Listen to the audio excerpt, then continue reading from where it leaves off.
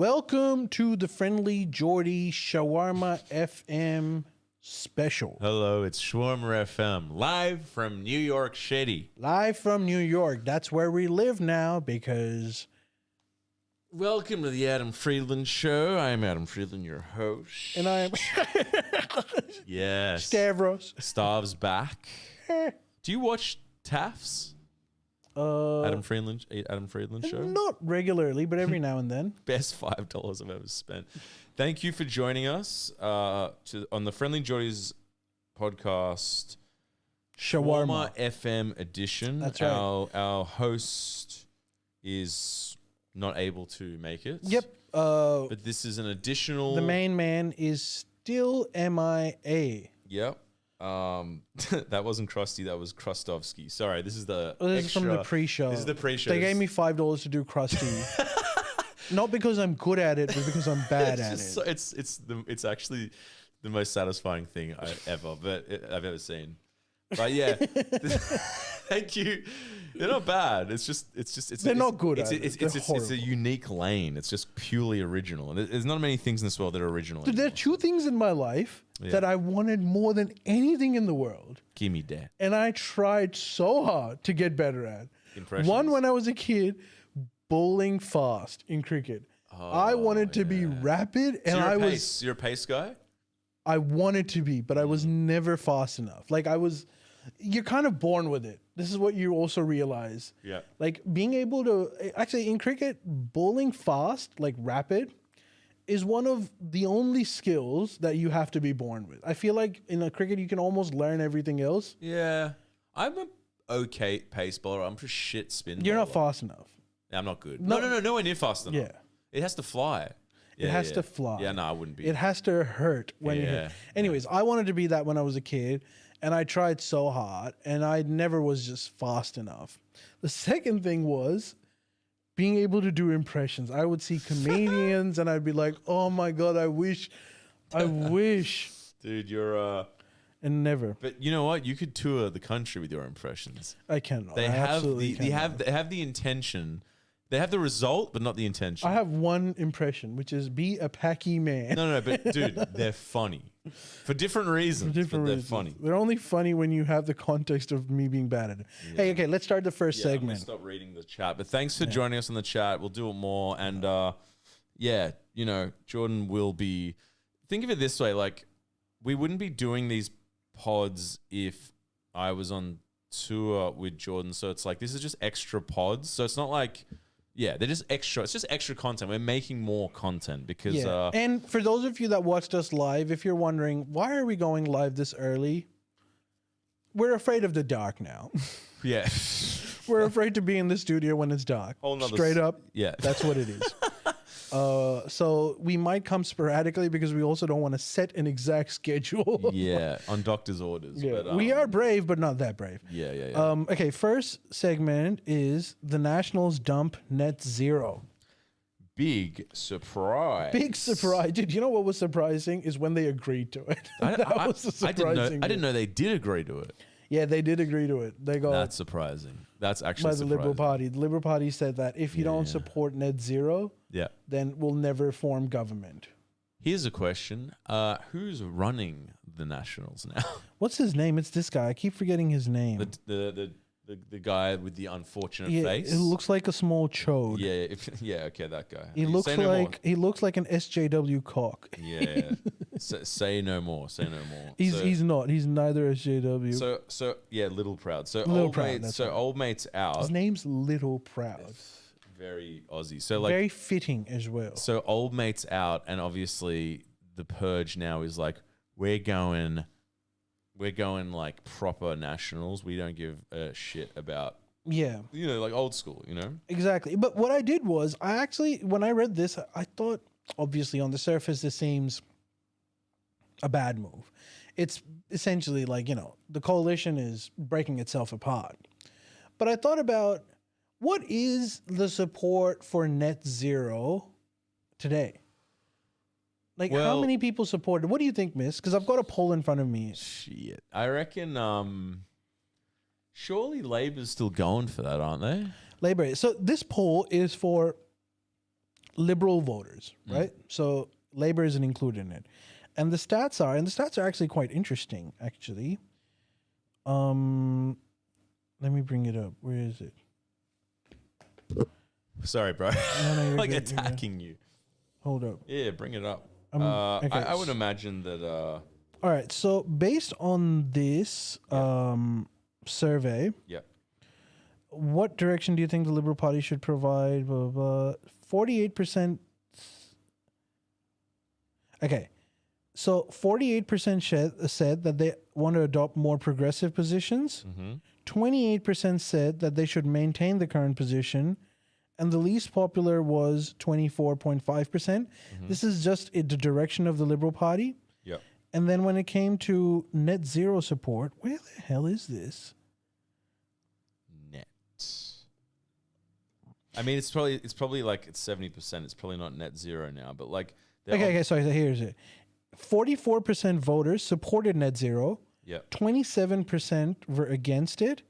And 29% neither supporting nor opposing.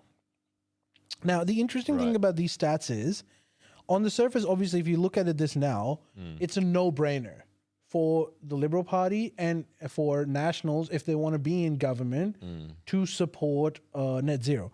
Because 44% is higher than 27% and 29%. Yeah.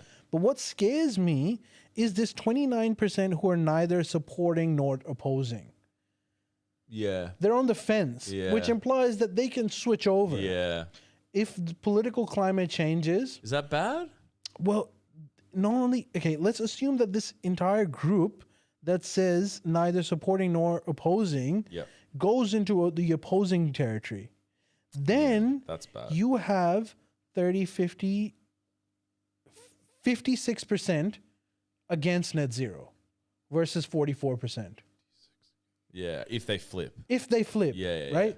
So I think that's probably not a good is thing. the only way that the Liberal Party can get into power again with this whole problems that come up with net zero.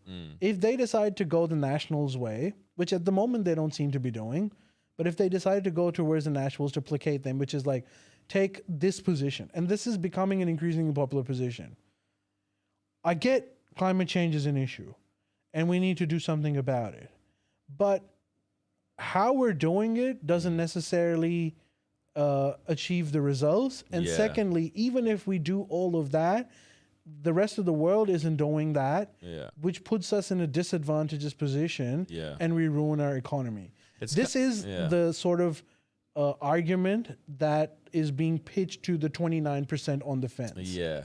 It's kind of changed. The zeitgeist has changed now because of Trump. But like from my understanding, China is still going hard on reducing. Yeah. Right? They're simultaneously going hard on reducing and increasing. So but their mix is on the positive trajectory. Right. You know, Bill Gates recently came out and he said that climate change is a bit blown out of proportion. No. Bill Gates. Whoa. So what, he's chucking a Zuckerberg and just being like, I want Trump's support. I don't know what he's doing. That's crazy. I have no idea what he's doing. That's genuinely surprising. I suppose, man, a lot of Bill Gates' positions are also dependent on, like, if you just look at his stock portfolio, like what he owns. What does he? Like when he owns like vaccine companies, he's like even before the pandemic, he's like, oh, dude, you got to stock up on that shit. Goddamn nerds. It's just nerds. So I don't know. I don't know exactly what he's saying, but what I'm trying to say is like, if Bill Gates can say something like that, then you can see the zeitgeist changing. Yeah, I mean, it's got to be Trump, because Trump literally went to the UN and was like, I'm going to say it, I don't care. This guy, some professionals said that by the year 2020, we'd all be underwater, and it was all bullshit. So, like, you know, I don't think that the evidence has changed, but it's funny because for me, I used to kind of be more on that train 5 years ago or something, but these days I'm kind of like, nah, man, like, what train? The train of like, it's bullshit, or it's not accurate, or it's overblown. But now I'm kind of like, I think like it's a good opportunity. Like The risk That's is too actually- high yeah. to not do it. Like, people can say it could ruin economies and jobs and everything, but it's like the risk seems so high and existential that it's like I think it's worth doing and taking seriously. I say it's worth doing, even if you forget about the environmental aspect of it. Let's just assume that Economic. just the because like I think what with Trump's government, what you can see is that Trump is really pulling investment out of the green transition, Yeah. which Biden was putting in, Yeah. and he's putting it on like other shit, which is like crypto and AI, which we're not even necessarily competing in. So what was concerning for Australia was the amount of investment that the US was putting into this transition. We just couldn't compete with that. So we couldn't attract investment. That's what I'm saying. But with this happening now, we have this opportunity. It's not about the environmental aspect of it as well. Is that if we can develop a green manufacturing base, Yeah. everyone's going to want to buy from us. Yeah, it's like an investment opportunity. It will be the currency for the future. So I don't like, in my view, net zero is not just good for environmental reasons. It would be so good for economic reasons. Look, Jordan's not here, so I'll just embody him for a second because I do actually agree with this. Labor's position, which I believe is investing heaps in, probably like not unlike the Biden administration was, investing a lot of money into like the green transition and green energy, but also not just abandoning coal overnight, which I assume the Greens would want to do. Like sort of like transitioning in a way, it takes time. It takes, I don't know, 10 years to build the infrastructure for like all that technology and then to retrain people for those jobs. It takes heaps of time. And they're not like, we hate coal, but it's like, let's just, like any big, broad initiatives, it takes a really long time. It's slow, it's painful, but it's an exciting opportunity. You might as well put the money into that. And you want to get in early rather than later. Yeah, like as opposed to just coal will always be there. The entire world is currently obsessed with critical minerals, right? Yeah, for obvious reasons. Which we export like crazy. Which America is desperately trying to find alternatives for, and all of that stuff. The thing is, it takes a decade, if not decades, to be able to build that processing capacity. Yeah. So even if we try to do it now, it'll take us ages. The reason why China is in such a dominant position is because they were doing it when no one else was looking at it. Right. And like, I feel like this green manufacturing, obviously everyone is looking towards it. So the answer is obvious. But I think if we develop those capabilities now, in 10, 15 years time, it will give us huge dividends that we don't even realize at this point. Exactly. Obviously Trump is like, has political reasons to and donors, and that's just what he's about. I agree that like the Greens sort of perspective of like radically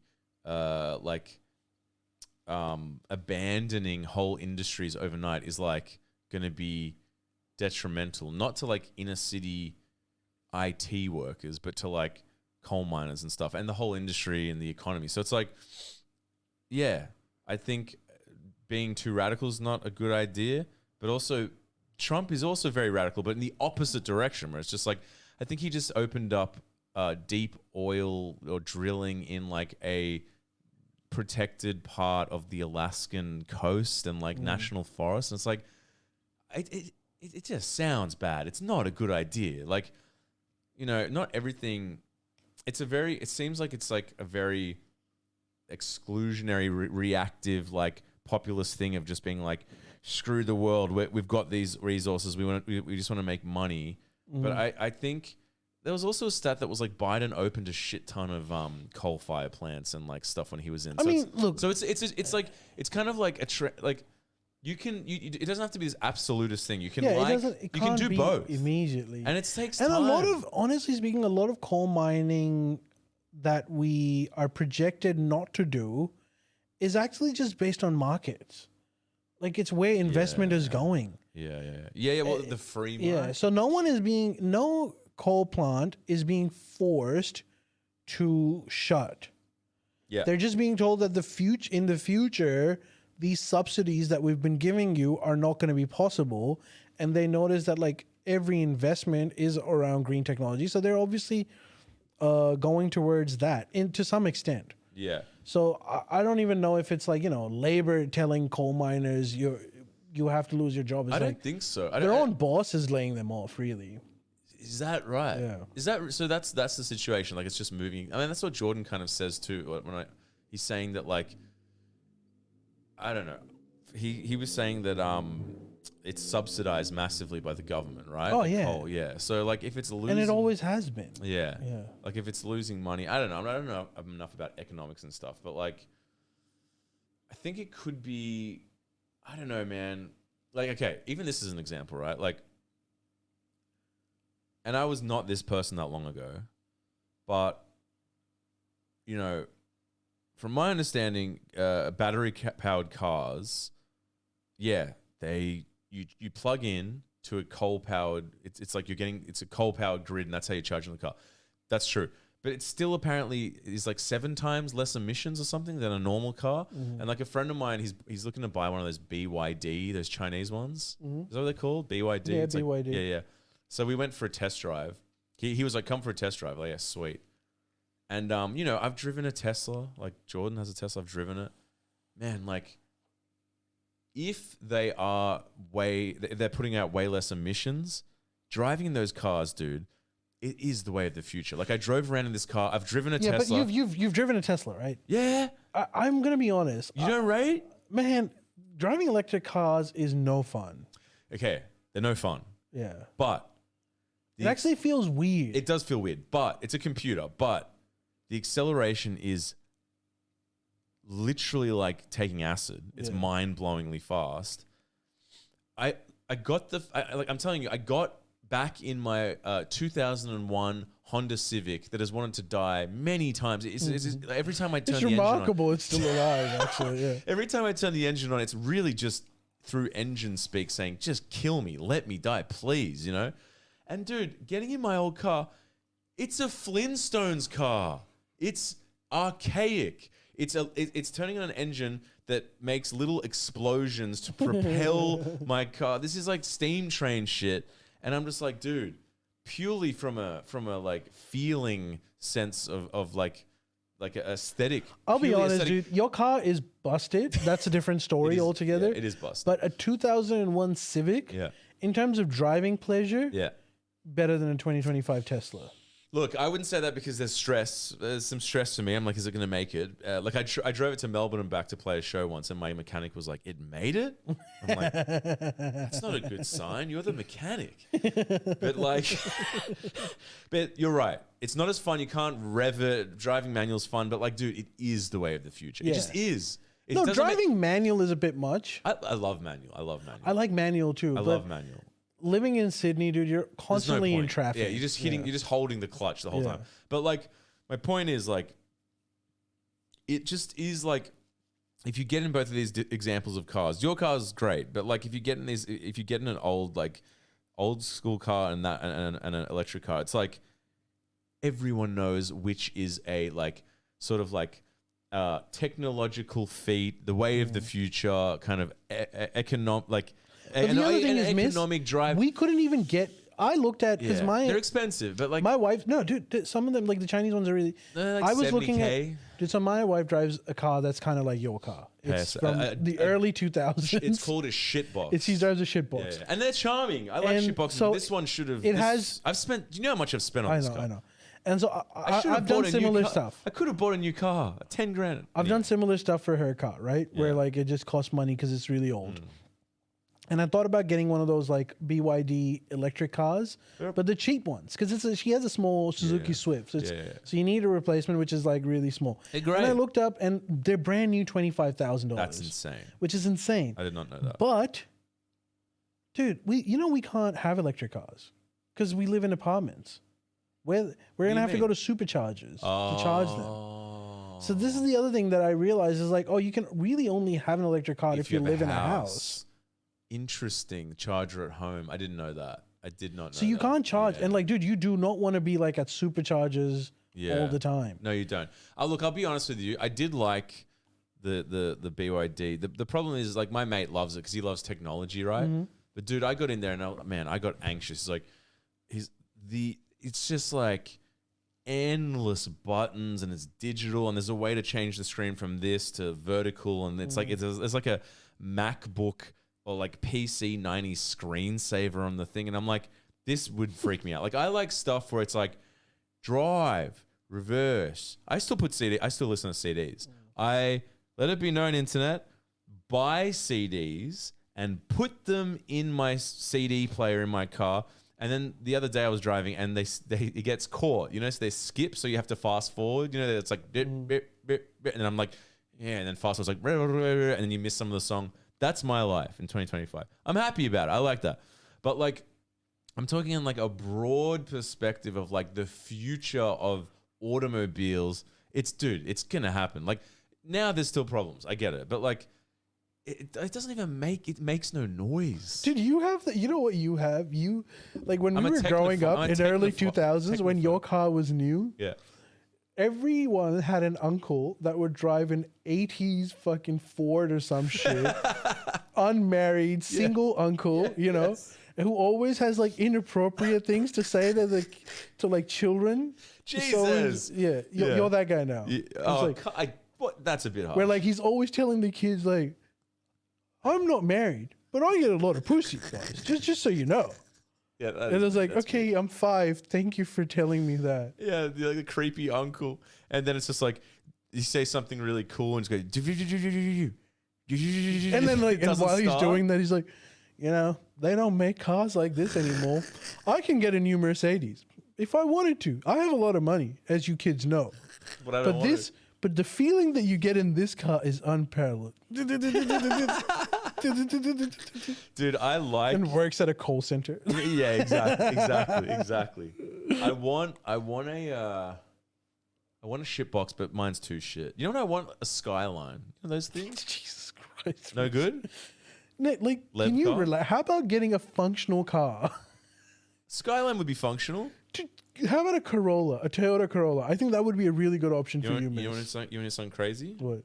Corolla. I had a Corolla. It's the only car that's died on me. Like, I had to get rid of it. Yeah. I think I had the only Corolla in the world that died. Skyline is not a good option for you. Really? Yeah. Can people... Bro, the Corolla, it died. First of all, Skyline is expensive as. Is it? I want to change my 2001 Civic. How about I get a Ferrari? What do you guys think? Skyline. I'm talking vintage Skyline. Bro, they're so expensive. Are they they? appreciate with age. How much is a Skyline going for right now? I don't know. I think it depends. They have this weird thing. Like certain models are like hundreds of thousands of dollars. I did not know And I'm that. talking about like old models. I think certain Skylines are way more valuable than others. But either way, dude, why do you Damn. want to spend your life I at a didn't know that. mechanic? I thought it was because it's an older car. Yeah, it'll be an older car. What do you think I should get if I need one? Like, Honestly, what year? What year? Like roughly, give me all the information. What year? What? Because a Corolla, it I died would on get me. a car between 2015 to 2020. I would keep a budget of $15,000. That's what you got to spend, eh? Yeah, and I would get something that has not crossed 100,000 Ks. Yeah. See, that's and I would also get something that is most likely Japanese because they're more reliable in my experience. You know what you are? A sensible man. I'm an immigrant. That's what I am. No, there's a sensible stats. I would not get a Skyline.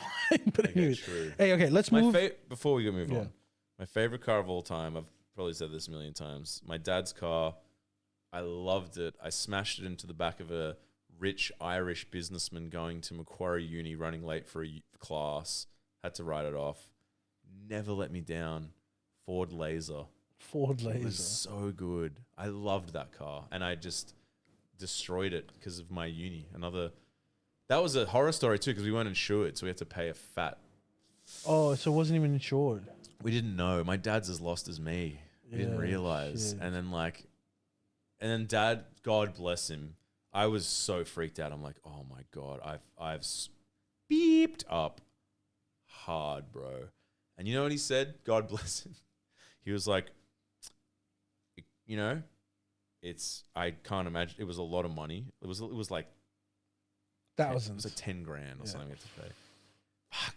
And You know what he said? That scares me just even thinking about it. My palms are sweating. You know what he said? What? He said, let's just be thankful it wasn't a Ferrari because it could have been 100K. Oh my God, your dad is the nicest dude on earth. Couldn't believe it. I thought he was going to say, let's just be happy that you're safe. But I was like, let's be happy that it could be worse. He was like, bro, you could have hit a Ferrari. And I'm like, that would be like 100,000. Yeah. You know, some cars, bro, are insanely expensive. And I hit a nice car, but like, oh, bro, it was so stressful. So RIP to my Ford Laser. It was silver, but like, look, I think the Civic will hold on for a little. Let's just see how long it goes on. Look, I know we're not supposed to read comments, but this one's perfect for you. Suzuki Swift, mate, perfect for you. Get an aux output though. Yeah, bro. I think it's time for you Wait, to upgrade no. I have an aux output. to USB. I have an aux output for the Honda. You do, Because my brother changed the. because you can like put a cassette in. No. It's not even that. My brother changed the sound system so it does have aux, and I do that. But like, CD's got charm. I just thought it was someone just suggesting like it's time for an upgrade. Get an aux cable. It's like something from the mid 2000s. Dude, I'm such a technophobe. Like my mate always says it. He's like, dude, like all of it. He's like, Dude, Apple CarPlay and particularly wireless Apple CarPlay and shit, that's sorcery to me. I was like, how is hey Google. You go, well, hey Google. not hey Google, but like you just put your phone and then the Apple Maps and everything, the whole interface is on you. That's pretty cool. It's sick. I'm not like against that stuff. It's just No, I don't have that either. That's like latest yeah. shit. But your car's nice. My car's nice, but Can it we has shout out wired. your car? What is it? I don't want to. It's a Mitsubishi. Why don't you want to shout it out? It's a Ute. Yeah, it's a Mitsubishi This Ute. guy's Aussie through and these It's is an a lot more. older Mitsubishi It's a nice, yeah. Triton. I love those Utes, man. Mm-hmm, They got you like a king up there. All right. Miss, okay, next segment. Yeah. Oh my God, we spent 30 minutes on Sorry, this. bro. No, all good, all good. We're turning into the shady, nasty podcast. Like, I don't know, okay, I don't know how many of you guys listening in are privy to the beef between Ben Shapiro, Yeah. Tucker Carlson, So funny. I watched it last night. and Nick Fuentes. I watched it last night. I fell asleep. Do you know to the it. full story of what's happening? Yeah. Maybe I'll just summarize it quickly. Sure. Just in case you don't know, which is, I'd be surprised if most of you do know exactly what's happening there. But Nick Fuentes, first of all, if you don't know who Nick Fuentes is a kid, I guess. Like he's, in his early 20s. He's a streamer. He is very, very provocative. He is the guy who would say the quiet part out loud in every situation. Anyways, as a consequence, he started off with his beef with Ben Shapiro. Yeah. Anyway, so because Nick Fuentes, amongst other really red hot stuff, which a lot of it, is reprehensible. I want to preface this, but then a lot of his stuff is like so on point as well. He's what? Is on point. What stuff's on point? His stuff on what? Yeah, his Israel stuff. Oh, right. But okay, sorry. But he starts blaming communities, which I am not for. Yeah. He's absolutely not. So don't get me wrong. Yeah. He starts going into like this whole thing of like internet. That's when I'm not on that train. Yeah, you're talking about him condemning like the Israel. government, the government. Yeah. Anyway, so it's created this like civil war between crazy, the right faction, and I guess the debate is whether what kind of what happens after Donald Trump. I think this is that fight. Yeah, it's hilarious to see how like it happens in every political faction, but it's like how they're splitting, and it's like. But what do you think about the mainstream neocon criticism? Yeah. I said the criticism on Tucker Carlson is that he is platforming Nick Fuentes. Right, who is a reprehensible guy. By the way, they don't mind any of his other stuff. They just like his. They don't like his anti-Israel and. They don't care the other stuff. They don't. They love the other stuff. Oh, they don't mind the other stuff at all.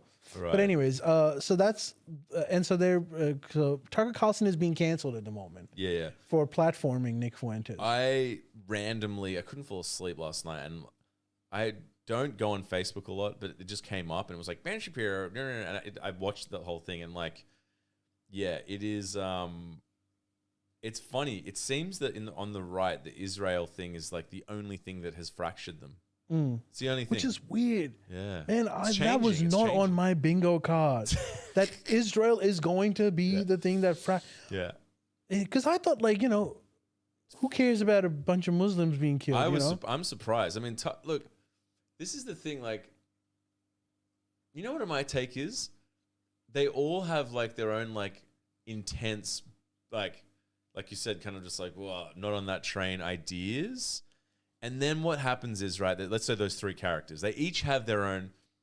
And then what each of them do is they each have somewhat reasonable, they have like somewhat reasonable ideas. So whereas like Ben Shapiro isn't like racist against black people, but then that Fuentes guy is.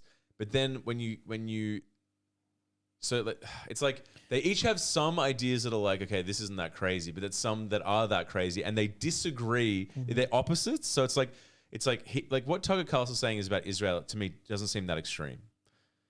But then some other stuff he says is extreme, and then vice versa with Ben Shapiro. Ben Shapiro's take on Israel is extreme, but then some other stuff socially isn't, and it's like they're just using the ammo of what they see as the other person as being wrong against each other. It's just this complete clusterfuck. Dude, don't you think like this is what's happening? And it's not just on the right, it's also on the left. Yeah. The new model Yeah. for becoming a political commentator is that whatever is being said in the zeitgeist at the moment, you come up and you say the quiet part that no one is saying. Like for clicks.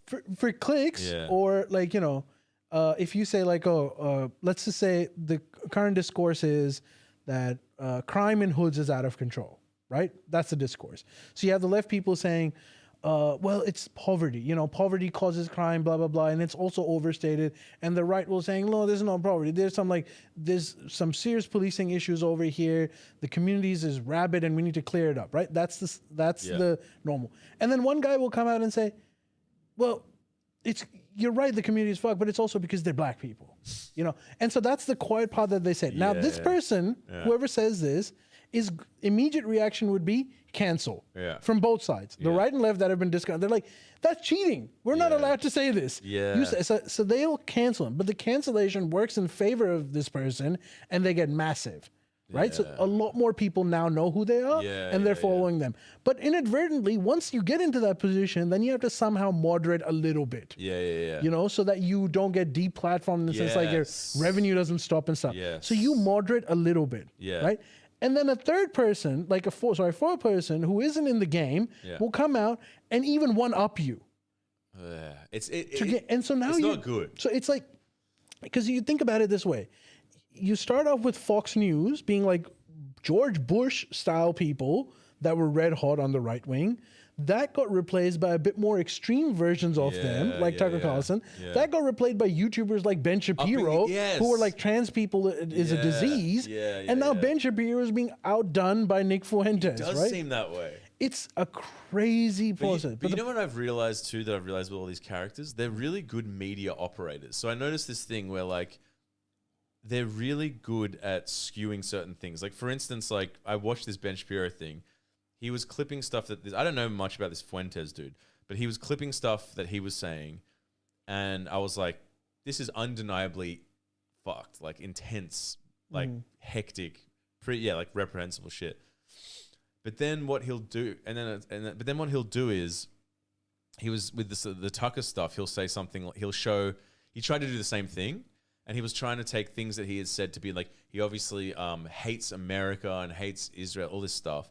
And I'm like, dude, like, it's not an equivalence. Like, it's like, I understand that he gave this Fuentes dude a platform, which maybe is wrong. Maybe it was the wrong thing to do. I don't know.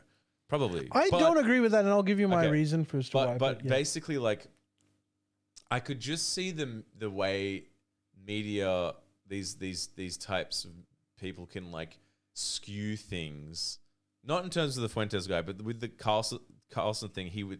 He showed a clip of Carlson. It was easy with the other guy, but like he would say something about like Tucker, and he'd be like, and as you can see, he hates all of America, and I'm like, that wasn't a great example. It didn't really, you know what I mean? Like, and then Tucker will probably do the same thing to him, and it's like they're very savvy media operators. Like I was like, what?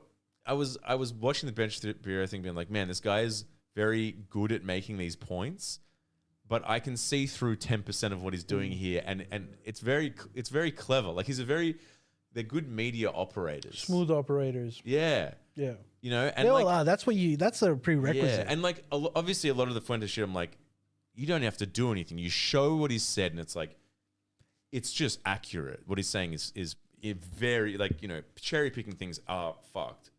But then yeah, with the Tucker thing, Tucker will literally, like, there was a clip. He was trying to put him in the same boat, and he was like, a clip of him being like, I just think we should question why is it that we have to give unilateral support to Israel, and why do we buy and support them to this level? Like, why do we buy this many weapons for them, for instance? And then Ben Shapiro's like, as you can see, he hates all of America. He hates all of, and it's like, why? It's not. Ben Shapiro has been so exposed.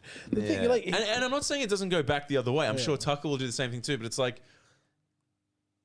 these days I just take everything with a massive grain of salt. Whereas I used to not. Now I'm very dubious of like any media, if you want to even call them. Like, Ben Shapiro is so shamelessly pro-Israel that it's quite ridiculous. Like, if I was even a quarter as enthusiastic about, I guess, my motherland, I think they take away my citizenship. You know what I'm saying? Like, he is so openly just a pressure group for a foreign government. But he's really good at arguing his case. Ben Shapiro. I think he well, is. I mean, not in a no. He's a lawyer on an emotional, in a lawyery way, in this kind of like. Okay, what I'm trying to say is these people aren't dumb. They know what they're doing. No, none of them are dumb. And they're very savvy at how to do it. And I even understand where Ben Shapiro is coming from, honestly. I think he just genuinely feels that if he didn't support Israel, then like his life and his family's life is... Sure. I think that's how they genuinely think about it. And honestly, with people like Nick Fuentes coming around, you'd be like, it'll be even more. I see that. What is your take on that? Do you think Tucker shouldn't have? So this is my view, and you tell me if you agree with this. Not giving someone platform only works when they don't have a platform. Right. Right. So for example, that Jubilee episode with Mehdi Hassan. Do you remember that? Yeah. But it's just a bunch of Nazis. Hectic. Now, I understand not platforming those guys because they have some insane views. They don't have any followings. All of a sudden, even for like 2 minutes, you've given them the spotlight. Right. Now they're going to develop following, and they're being built as a monster that will come out in like 3-4 years with like a massive following. Right. However, Nick Fuentes, according to some estimates, is one of the most popular podcasters in the world right now. Seriously? He topped Joe Rogan. Whoa. For a little bit and then went back. But either way, what I'm trying to say is like there's millions and millions of kids listening to this guy already. Yeah. So if you're not platforming, it has no effect. He's reaching to probably more people than you already are, right? So he has a huge platform. So wait, is it because they're legitimized? Is that what you're saying? What? Like, because they have a platform, you're saying... No, what I'm saying is like you're not starving them of oxygen. They're living, breathing in oxygen. I got you. And secondly... You're not... Yeah. Secondly, what I think was great about both Tucker's interview with a podcast with Nick and also Dave Smith. He did a podcast with Nick, which I saw as well.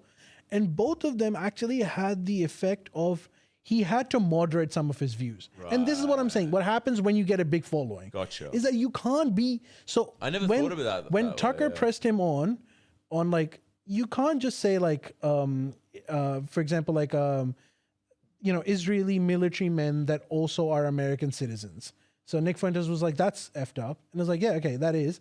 But Tucker said, why don't we, instead of saying like Israeli or Jews, you should say that if you're an American citizen, you cannot serve in a foreign military. It applies to everyone. Right. And he's like, and then there's no targeting of individual communities. Yeah. Which is a really good point. And Nick took that. He said, yeah, that's fair. Right. Which is, he's moderating his views. So I'm saying that by him going on Tucker is actually good. But there is the argument. Because if he wasn't on Tucker, he's still so influential. Right. That it... Right. Okay. Because there is the argument that it's like, if you do, even by giving a platform to someone, you're legitimizing them more instantly. But no, you're not legitimizing them. Okay. You're actually engaging with ideas that you thought were too reprehensible to engage with. Now, I understand that. There's a lot of things that Nick Fuentes says that I am completely opposed to. Yeah, sure. 100%. Yeah. But I will never refuse to have a conversation with someone like that. Yeah. Because, I wouldn't either. Because I feel like that's the to only engage. way we can change their mind. You know? But is there a limit with that? I'm curious. If they're like a complete no person, like no one That's the limit? on the street, they're saying crazy stuff, you don't need to talk to them. if You don't need to argue them. You don't need to platform them. But if someone does have a big platform and they're saying really crazy shit, is there ever a point where it's like, nah, this is too reprehensible? It does, Well, what are you going to do? Assuming it's too reprehensible, is the problem just going to go away? I guess not. Yeah. No. Yeah. You need to moderate them. So you bring them to the mainstream. Right. Once you bring these people to the mainstream, I never thought about it that then way. they have to moderate themselves. Right. I learned this actually, not in this circumstance. I learned that growing up, understanding Islamic political parties. Right.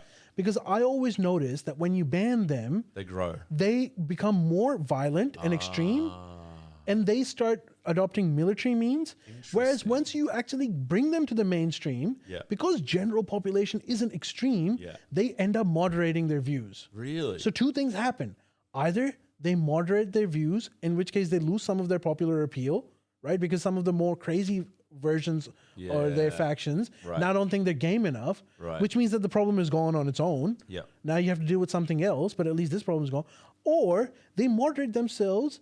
Now you have a more cohesive society and you can actually agree on some of the terms with them. Yeah. So I think when they're already big like Nick Fuentes, they're huge, not just big. Right. I didn't know that. Yeah. Then there's like, That's and actually I don't know how, interesting. I don't know when people are going to realize that deep platforming has the opposite effect. Right. After Biden was elected in 2020, what did the entire Democratic establishment do? Like they forced or actually persuaded these big tech companies like Meta, Google to deplatform Trump. Yeah. Right? And they did. What happened? Two consequences. One, that deplatforming made Trump more popular, where he came back with a higher majority. Right. What's the second thing? You freaked out all of these like nerd tech guys so much that quite a few of them switched over to the other side. So, do you think that's what happened? With Yeah. That? Yeah. Shit. Right. A lot of these people who are now supporting That's Trump true. They were against used him. to be pro-Democrat. I It was that crucial period of COVID Yeah. plus the Democrats coming into power that where they were being pressured to like. No, it makes sense. It's part of historical record at this point. No. It does make sense. I never thought about it that way, actually. Because people tend to say, like, you can't platform this person because, far out. That's actually very interesting. Because it makes sense. Because, like, part of me was just like, oh, no, if you do give someone a platform, then, like, it legitimizes them. But I didn't realize that it might moderate them more. If you bring them to the mainstream, because then they have to appeal to a wider audience. Right. And so it doesn't have an effect where it radicalizes people more. It doesn't make them more. it does have that effect as well. It's a double-edged sword. But my issue... It still does that anyway. If it was up to me, Nick Fuentes wouldn't be a thing. Right? If But that, in my idea. But if he is. Yeah. And Now that he is, now how do you deal with that situation? Yeah. So I think Tucker Carlson actually did a really good thing. That's it cool, forced Nick Fuentes to get out of his like streaming bubble, to be put into this position where there's like semblance of like, mainstream. And then he had to like rethink some of his stuff. He's like, yeah, you're right. Interesting. Yeah, that's an interesting idea. I don't think at any point Tucker Carlson changed his view and he was like, you know what? Jews do suck. Yeah. No, he didn't do that. And he gave his arguments. That actually is an interesting point. That's a really cool point. I didn't think of that. Because it is crazy. You know what it just reminded me of too? Like, dude, I don't think this is a symptom of like, this is just because more radical opinions are growing and becoming more mainstream, I suppose, in these media outlets. But like, yeah, it's crazy, dude. A friend of mine, I probably shouldn't even say this I should leave it for the up late, but a friend of mine, he said that his coworker is this young kid and like he got like wasted and was like yelling. He's kind of been bought, I think he's drank the Kool-Aid with this shit. and he was yelling some stuff that was like anti-Semitic or something on the street, and he got arrested. And I think he's like, he might get jail time, and it's crazy because it's like, this is where we're at. Like, there's real life effects now to these kind of like people that have kind of unfettered. And I'm all for like freedom of speech, but it just saddens me sometimes that people can really, it's not going to ruin this guy's life, but it will ruin other people's lives. And it's like, I'm really starting to see, and I like dabbled in that world not too, like maybe 5-6 years ago or something. And it's like, like when COVID was around, I was just like, a bit, like, I don't know if we can even say it on YouTube now, but like I was a bit like vaccine hesitant. Yes. No, dude. Now it's fine. Now it's actually cancelable to say that I got 4 booster shots. That makes you instantly gay. First of all. Secondly, it's also like, what a loser it's just you are. Yeah. And now saying like, oh, fuck the vaccines is okay now. But like, I wonder. Yeah, it's just scary and bizarre hearing that has those real world effects. But that's an interesting point that you've made. I didn't think of it that way. It's like, dude, yeah, you have to be brought into the mainstream and you get more mellow. But I will say one thing, like at no point am I trying to say that what Nick Fuentes is saying is correct. It's like a social science. But you also have to understand even his origin story. How did he emerge? Like after listening to these podcasts and you hear, no, he emerged because Daily Wire, Ben Shapiro's organization, was poaching him to become one of the Candace Owens styles. Oh, is that right? And the reason why they eventually got rid of him because he started questioning about stuff. No, not anti-Semitic. Oh, really? Initially, well, according to Nick Fuentes, I don't know exactly what happened. I'm trusting him when he says it. He started questioning them about the Israel support. Yeah. And he first asked them the question of like, why do we do all this? Like, military stuff and all that. And then the one answer that he got was a legitimate answer by Ben Shapiro and the team was that Israel is the only support that we have in the Middle East. Right. Yeah. And if we support Middle East, it advances American. The arguments. Now that's an argument. That is a legitimate argument. Sure. Now, obviously, this argument is not true because you can have a lot of. So Nick Fuentes said like, but actually, in so and so cases, it has actually been worse for American national interest. Sure. And so at that point, instead of engaging with him, they said you're anti-Semitic. Yeah, which is which blocked him off. Yeah, which is and then tried to deplatform him. Yeah. In which he had like 100 or something followers, which is a ridiculous thing to do. Right, really. And so and that sent him into this rabbit hole of being like more and more extreme. Oh, right. Yeah. But again, not condoning his stuff. Some of his stuff is absolutely reprehensible. Not only is it reprehensible, it goes against the very life that I live. I am in an intercultural relationship, which is something that he is extremely against. Right, yeah. But then, but and I want to actually bring up something that JD Vance did. I don't know if you saw that. No.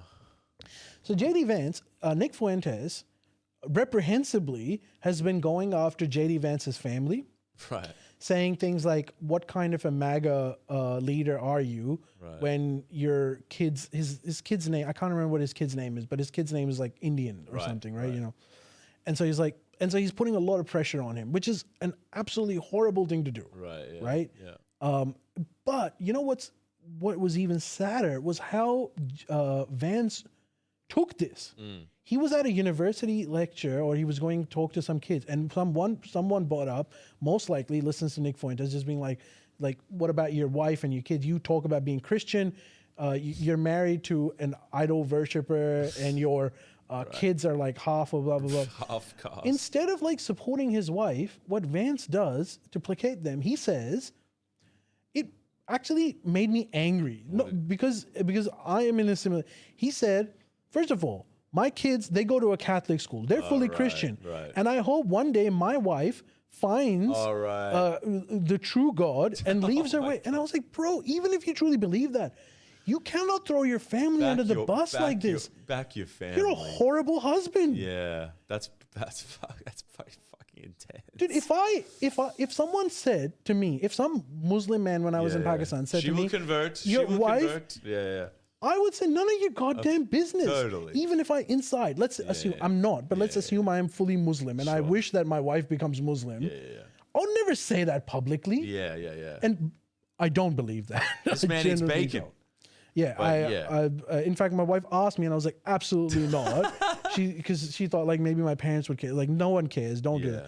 But like that was so shit. Yeah. And like his kids, it's horrible. It's that whole collective. you're making your kids feel sad about like half of who they are. Yeah, that's very intense. It's like why? Because people- like you can and appease people's- some ridiculous streamer narrative. and also,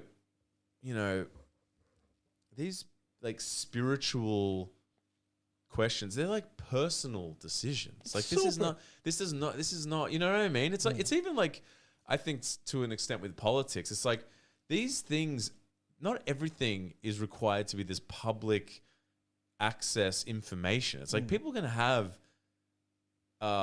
private beliefs. You know what I mean? Like irrelevant. He should have been like he should have said like that's fucked, because it's like, first of all, like what are you talking about? Yeah. Like what do you mean? Like, so If based you on can't this, defend your family, how are you Yeah. going to defend the country? Like, I'm surprised it he was said so that. disappointing. Do you reckon? I bet he went home to his wife and was like, "I'm so sorry." It's just like I have to hope do his this. wife tells him that was a piece of shit act that you just did. Yeah, that is so brutal. Even if you believe it, that was a Yeah. piece of shit act of throwing your wife and your kids under the bus, just to go full like, just to like I go don't know, to like full- make these like weird. full Nazi too, just being like race traitor. It's Yeah. like, dude, like I think we've moved on from that. You can't. What is anything worth that, Vance? Even if you became the president, is it worth that? I'm surprised. Now the very new surprised. internet conspiracy is, by the way, after that. See, the internet. This is the new conspiracy. You know, Here we go, Charlie yeah. Kirk's widow, Charlie. Oh yeah. Charlie yeah, Kirk, yeah, she yeah. made a speech saying like, "There's no one like my husband, Yeah. but if there's anyone that I see my husband in is JD Vance." And so now the internet's like, JD Vance is going for an upgrade. Oh my god.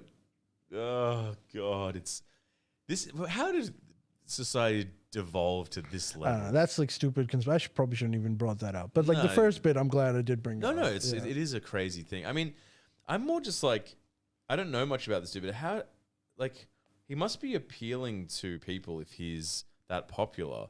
But, you know, if there's a guy that's like getting into like race war stuff and like, religious war stuff, it's like, that's not a great representation of where their society is at. If like, I would assume youngsters, I mean, like this example of this friend of a friend who has obviously drank the Kool-Aid to a degree.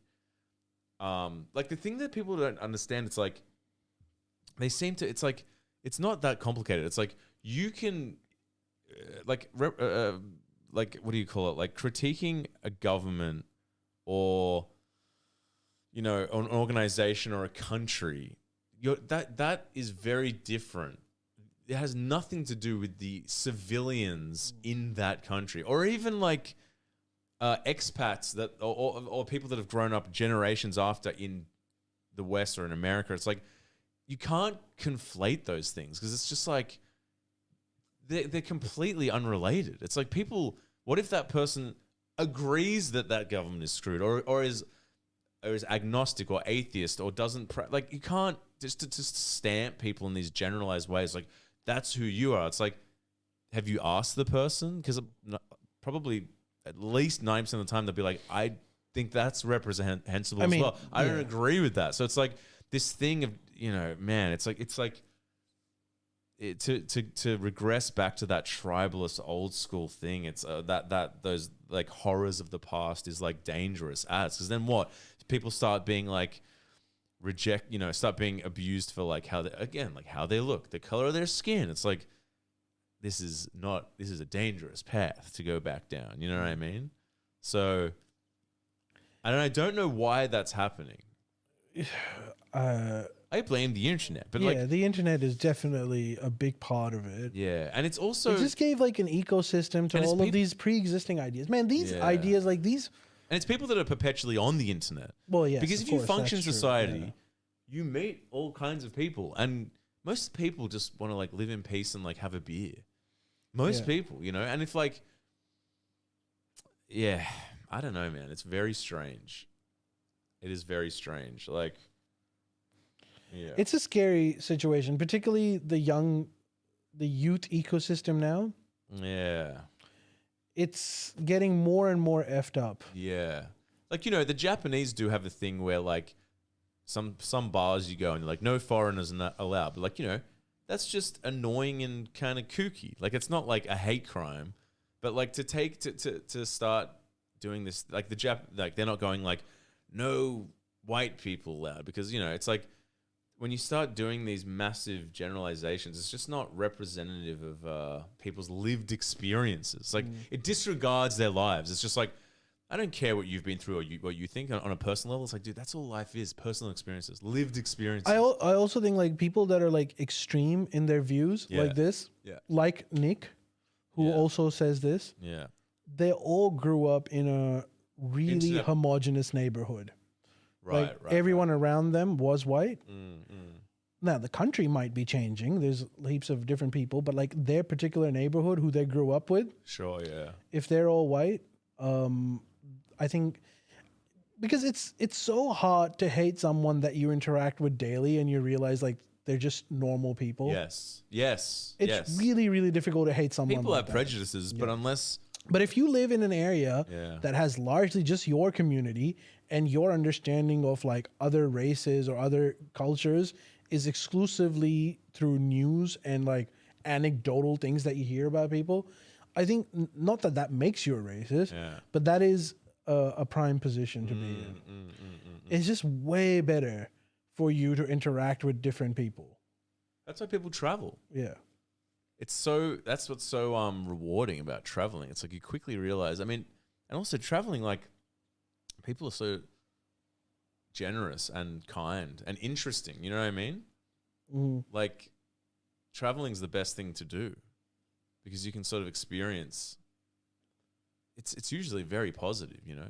And like you know what I mean? Yeah, and it's also like really hard to become racist when you've like hang out with so many different kinds of people. Yeah. Like, and you're like, we're all just like losers. yeah. And I'm not saying like forced immigration or quotas and stuff. Some of that stuff is like cringe and annoying, but like generally speaking, like, yeah, I don't like this, like, I don't know, like collectivism thing of like these people like this, these people like, there's commonalities and there's factors, but it's like all that shit has to take a backseat when you're talking to a autonomous human being, irrelevant of who they are or where they live. You know what I mean? I agree. So yeah, America, I don't know, like I don't know. It seems. I mean, Jordan would say it's symptomatic of a like crumbling empire, but I feel like that's almost too easy an answer. All right, look, we're running out of time, so let's quickly do we had more segments actually, but we'll end on this. What's your views on the mayor race today? So we're recording this on Tuesday, the 4th of November, which means that in about a few hours, New York will have a historical Few poll. hours. Few hours, yeah. Well, hopefully, what's his name? Sleever. Sleever can take the win. The militia, the army militia. I mean, is Mamdani going to win? Yeah. Yeah, I think it's pretty. It would be. I'll be honest. An upset of the century for I'll- Mamdani to lose. I'm looking at the approval ratings now, and what the last few days has done is that it's dipped Mamdani's lead a little bit, Right. and Cuomo's lead has gone up. By the way, Trump today endorsed Cuomo openly. A Democrat too. Yeah, a Democrat, which is a weird thing. And it's what is going on there? Like, I don't know. How does he think this will help Cuomo? I'd imagine that New York would hate you more if Trump was endorsing. They you. would. I know some people would like it, but like People from Long Island. yeah, would like exactly. But like majority of the people that will vote and get you it. elected. Yeah. So what's happening there? He probably thinks not. Trump probably doesn't think that's the case. Trump's like, people will love it. But didn't Cuomo tell Trump like he's doing we're mates. We go to the island together every now and then. But he's playing you both gotta cards. lay off. He's saying like you have to work with him and fight him. But he's basically saying like I don't like him, but you can't just say screw you. Well, it seems like they love each other at the I moment. think they kind of do. Yeah. I think he's trying to play his cards. He's like, no, I don't like Trump, but like, you know, you have to deal with Trump. You know, he's saying that. But that is so bizarre. I mean, it says a lot that Trump is endorsing him.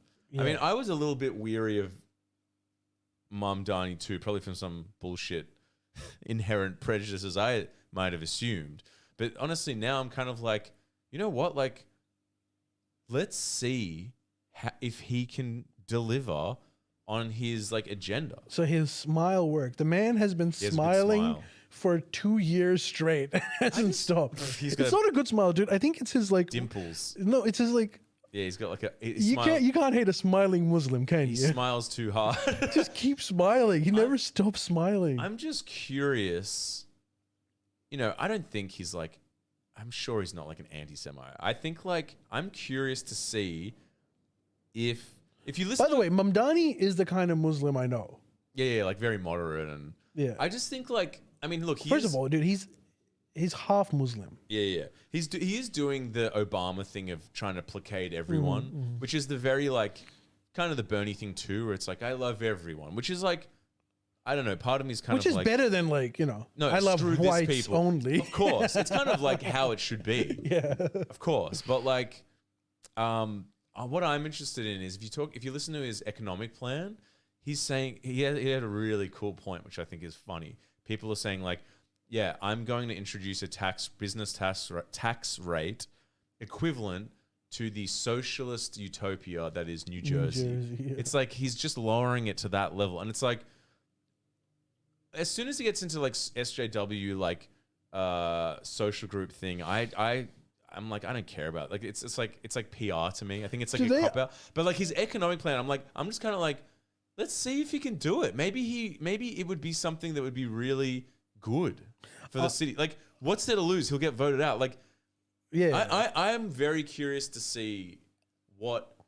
I'm kind of like this dubious, like, yeah, I don't know about you, but I want to see if you can make it happen. I think most people in New York are thinking exactly the same, which is why I think he's going to actually win by a pretty good margin, not just win by because like. just getting Cuomo again, you're going to get the status quo. So it's like, let's see, like, and he's Let's try to fuck shit up, eh? I mean, in a good way. Let's like, see some entertainment. I mean, he also had an interesting point too, which is like kind of an interesting point. He's like, my opposition has spent more on ad campaigns more than I would tax them. Yeah. On my proposed tax bracket. And it's like, well, they can obviously afford it. Yeah, but okay, here's the other thing. Yeah. That point, I know it's worked really well for the internet. No, it's not the bullshit.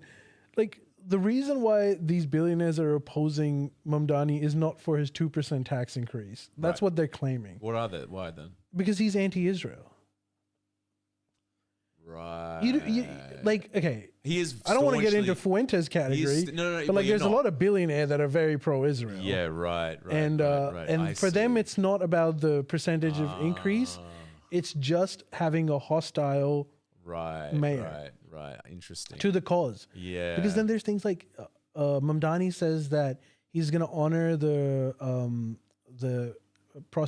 warrant against Netanyahu. Yeah. Now the thing is, dude, New York is the home of the United Nations. Every leader comes to New York. So he could get arrested there. He could get arrested. Yeah. He could get arrested. It's actually interesting. Wow.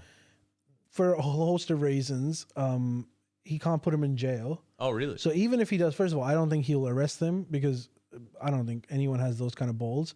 But secondly, let's assume he does do those balls and he gets the NYPD to arrest him.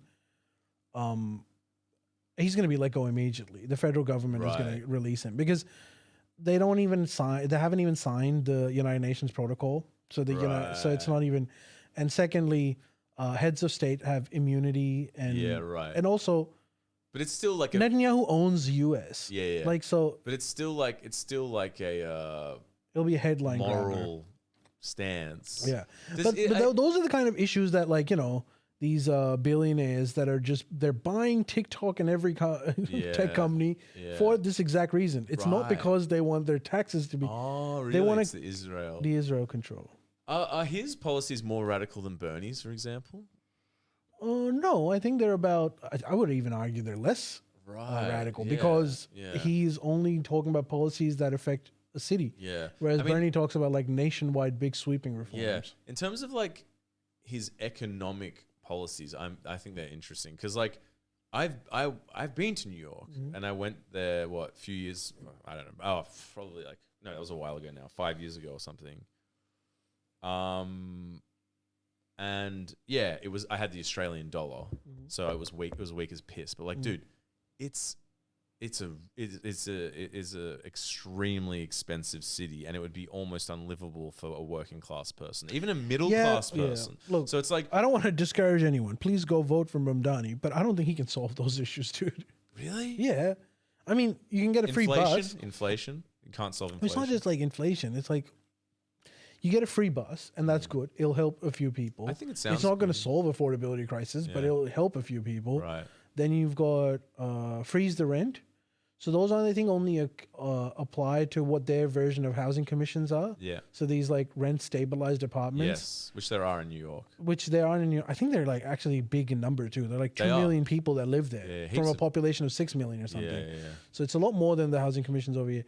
But either way, because these are rent stabilized apartments, you can freeze the rent, and obviously the government will have to take some of the bill of it, and it will help people that live in those apartments for sure. And it's all gonna cause some massive problem. Like the Greens are suggesting, for example, over here, I think that they want to freeze rent for everyone. Right. So not just housing commission, like everyone, and I think that will have some ripple effects that probably are going to be detrimental. Yeah. But I think this one, so I don't think any of his policies are extremely radical. Like, and then the other one is like grocery stores, I think. Yeah, like government-run grocery, which is already a thing, I think. Which is a thing in many countries already. So again, it's not something that we don't have that here, though, do we? I don't think so. I think what you get over here is Vinnie's. No, just like cards that you can Centrelink. use, Centrelink money that you can use for grocery shopping. Yeah. Because I think in the Northern Territory they have some rules about like how you can get money and stuff. Yeah. So we've got similar stuff going. So he's you don't think it's that? But you don't think he'll be able to, because I assume he'd have to increase wages to make it more livable, which he can't do. Right. Okay. So what he can do is he can raise the tax rate. Yep. Which he is saying, and that will help with some revenue. So it's like it's not. But that man, dramatic. like you can't expect a mayor to solve. True. Yeah. I don't know what the mayor can do. I don't really know. So these are big economic issues that I don't know necessarily if the mayor can solve. Yeah. But he can make people's lives better, which I hope he does. Yeah. I'm sure he will. Yeah. He doesn't seem like a dummy to me. So like, let's if he does win, I'm like curious to see. Yeah. I mean, if he does win, he'll have. I don't know how much effect it'll have on affordability, but it will have huge consequences on democratic politics. Yeah, because it's like corporate Democrats seems to be the way of the past, and like it seems to be inevitable that this is going to be more of the because he got endorsed by some Democrats. Like it seems like this will be the way of the Democratic Party more so, I mean, they still got your Gavin if he Newsom. wins, and particularly if he wins by a big margin, it will be really, really hard to stop the left Democrats from like assuming more and more positions. It just seems like, again, like FDR stuff, which is like people love that guy, everyone, and it's like, but now if you do that, you're a radical. It seems to be quite similar. It's like break up monopolies, increase the tax rate. Like, it doesn't seem that dramatic. It doesn't. Like, I don't know. He wasn't saying defund the police. He was saying fund them properly. Fund them more. And I think that's actually one of the issues where he has moderated himself a little bit. Really? Well, he said his entire thing before was, well, I'm sure he used to say defund the police during Black Lives Matter, because like a lot of people were saying that. I'm sure Mamdani was too. But then later on, his thing was that you need to have healthcare professionals to deal with some of these. I mean, that's not necessarily a bad idea. I mean, like a lot of it is like homelessness is like mental health. And so that's good. Yeah. But then like, I think he even moderated further where now he's saying like, oh, no, I'll be tough on crime as well. He's just saying like he won't be tough on ICE stuff. Yeah. But on crime, I think he is saying that he will be. Yeah. Is ICE, is that supported generally in America or not? Well, knows? I don't know actually the answer to that. It's pretty crazy. I'd I've imagine. seen some of that shit, and it's like full on. Yeah. I'd imagine like the more gruesome version of like how it's being done is perhaps something that maybe most Australians aren't big fans of, but generally the concept of deporting illegals, I think they'll be. Right. I think yeah. maybe not in New York, but generally speaking in the country, they'd be for it. Because apparently he was saying a lot of Trump had a massive swing in New York, and a lot of people voted for him, like poor people, and it was just because of standard of living and you know, because and I think those people will vote for Mamdani as well. That's what I mean. Yeah, because they were like, dude, this is getting so expensive. I'm not an economist. I don't understand how one solves solves those issues of like rising dude, prices. I would argue that a lot of America's economic problems can't even be dealt by the president, let alone the mayor of New York. So is it just like a globalized thing, global economy? It is what it is. Yeah. It's not. It is what it is. China's it's just that growing. There's no short-term fixes to it, and long-term fixes are bets. You don't know. And is it also inevitable in like, because people say late-stage capitalism? Is it inevitable where it's just kind of like monopolies grow, wages stagnate, prices go up? That's just how. No, it's not like there's no destination for capitalism that takes you there, but that is the current period that we're living in. Yeah. Kind of. And a lot of it is caused by us. I'm not trying to like say that this is some natural phenomenon. What do you mean? Like just by the decisions that our leadership made. Ours or well, globally, but particularly America. American leadership was like horrible at it. Like that whole thing of like like not de-skilling and not investing in exactly, not thinking about the long-term consequences of deindustrializing and deregulation. Exactly. Yeah. Which is, it was a short fix. It was again an easy. It's what Trump is doing now. Like spend a lot of money on AI because he sees potential. Yeah. During Ronald Reagan's time, he was seeing Wall Street. He was like, "This one seems easy. They can make more money. How about we just like cut off their chains, let them go on, and then they'll carry the economy." And then eventually they stop carrying the economy, and you realize that everything else has been hollowed out now. Oh, dude, that's not. They're not good solutions. It's like you got to invest. No, they're not. And I would argue what Trump is doing right now with AI isn't either. Nah, definitely not. Yeah. It's like unstable, unsure. Is that what's good about like Albo's like Australia future, whatever? Yeah, I do. TAFE's cheap I actually this is going to be super. I actually really like Albo. I think he's struck a really good balance. I think he's also obviously. I mean, our circumstances are different to the U.S. as well. We can't afford to just invest in AI. First of all, we don't have a lot of indigenous AI anyways. Yeah. But I think what Albo is doing is like he is making the right kind of bets. It seems like he's doing the thing of like, let's at least skill up our population, right? As opposed to like some... Well, there's that too. Skill up the population, but also like not just invest in one area. Exactly. Is that how you foolproof stuff like stagnating wages, inflation? Yeah, diversifying. That is the best way to do it. It's not like rocket science, right? It's not rocket science, but it's as hard as rocket science. Is it? It's a lot difficult to, have multiple bets, focus on all of them, work really hard, do the hard yards, do it for decades, keep policy continuity. Yes, but but if they remain in power, they can do that because the Libs is just housing and coal, right? That's it. So at least it's like I think so, investing in, like skills for markets that are going to grow, right? This is going to be such a, again, ridiculous thing to say, but I'm actually quite satisfied with our government at the moment. Me too. I like how they're handling foreign policy as well. Yeah, me too. And Trump. I don't know if I would have done things differently. Are we doing the same thing as Canada, economically, generally speaking? I know they're very tied. We're very similar to Canada. Like, are they investing in... But I think they're in a worse off position than we are because they're too tied to America. Yeah, I mean, look, there's some solutions, I suppose, for like... it's fascinating. If I had, like, the patience, I'd love to not even just study economics, but, like, economic theory and how to basically, I guess, give people better lives, right? because that's what it is. Yep. A way to kind of like, you know, decent wages, regulate But not monopolies. just good lives as in like, I'll give you $10 now. Good lives as in like long term will create a sustainable economic ecosystem for you. Exactly. A lot of times what we do is like handouts, just handouts, tax cut or whatever. And you know, that does nothing. It makes things worse. For people or for companies? Both. Yeah, right. It's kind of like take the medicine now or take it later. No, okay. This is the difference. You're sick. Someone comes and says, here's some antibiotics. Here's a cough syrup. Yep. You should get better in a few days. Yep. And then like a month later, you're sick again. And so you do that again. Yeah. Whereas someone comes up to you and is like, okay, exercise, eat well, now meditate. this won't fix you today, but you know how you get sick every 2 months? Yeah. There'll be years where you don't get sick if you follow this. Yeah. And That's a good metaphor. But it's really hard to exercise and eat well. It I is. know. Believe me, I know. I had Macca's and KFC yesterday in one day. Just quite ridiculous. Macca's for breakfast, KFC for dinner. Yeah, there you go. You're living the life. No, not good. Not good. Anyways, thank you everyone for joining us for this episode.